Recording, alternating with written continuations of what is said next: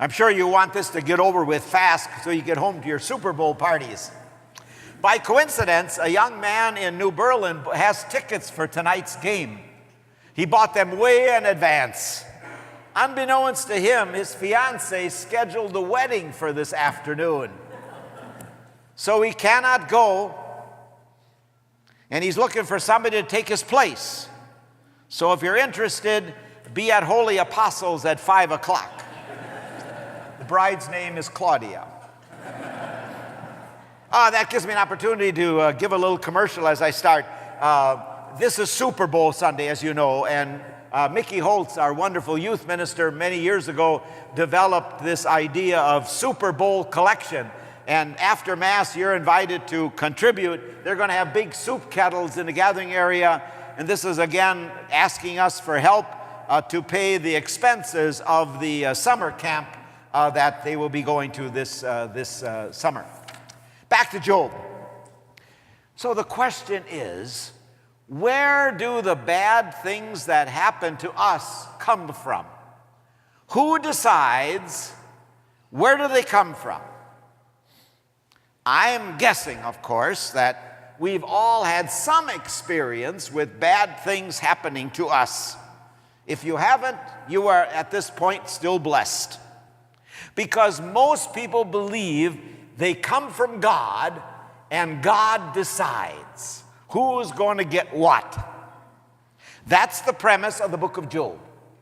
As I said earlier, they believe that when bad things happen to us, it was the result of our sin or our unfaithfulness to God, or however you want to explain that, because that's the whole focus of Job.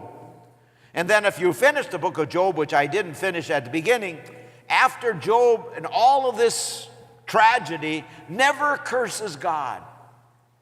At the end of the story, because God is so pleased with him, everything is restored fourfold, crops and children and so on. I don't think that's the way it happens. If you've been around, you've heard all this before. Now, I wasn't trained that way. Years ago, we were taught that God controls everything.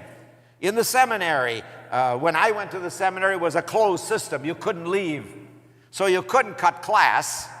And since my last name starts with A, we were seated alphabetically.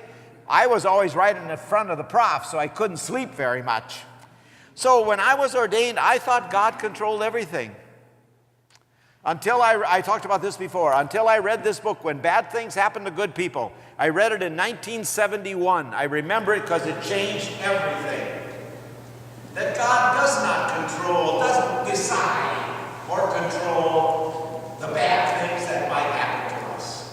There's a reason. Sometimes we know the reason. Sometimes we get sick because we abuse our bodies, and sometimes we don't know the reason. But God doesn't decide. Now, I'm not dreaming this up because that's the message of Jesus. Why did God become flesh? The Christmas story, you know it as well as I. Was it not to convince us that God is not up there, out there, but Jesus, the presence of God, we believe he's God, he walks by our side.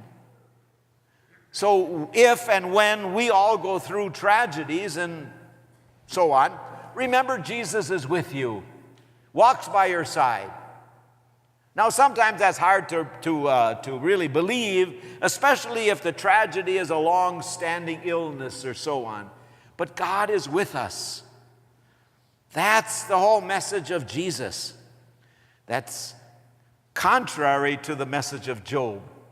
But even the real message of Job is that we all have weary days when, again, bad things happen. Or if you ever can't sleep at night, you know how long the night is, especially if you're in pain or sorrow and so on. But that's the deeper message of Job. And then a comment on the second reading, as I said earlier, remember that the first 300 years, the Christians could be persecuted. They weren't always persecuted, depending upon the Roman emperor. But they could not practice the following of Jesus publicly. So they built no buildings. They worshiped in each other's homes or in the catacombs, the underground canyons where they buried the Christians. And the clergy were not paid for their work.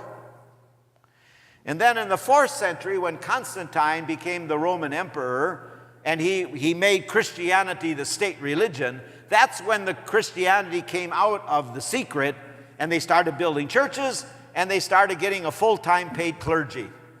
Two of the biggest mistakes, I think, that we've ever made in history.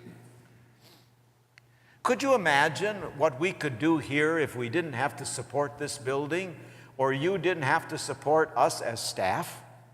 Over half of our budget is staff salaries and health insurance. And it's so interesting to me that parishes that are trying to revitalize themselves, do you know how they're doing it?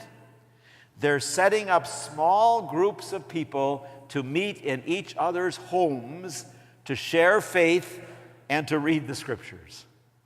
Isn't that ironic?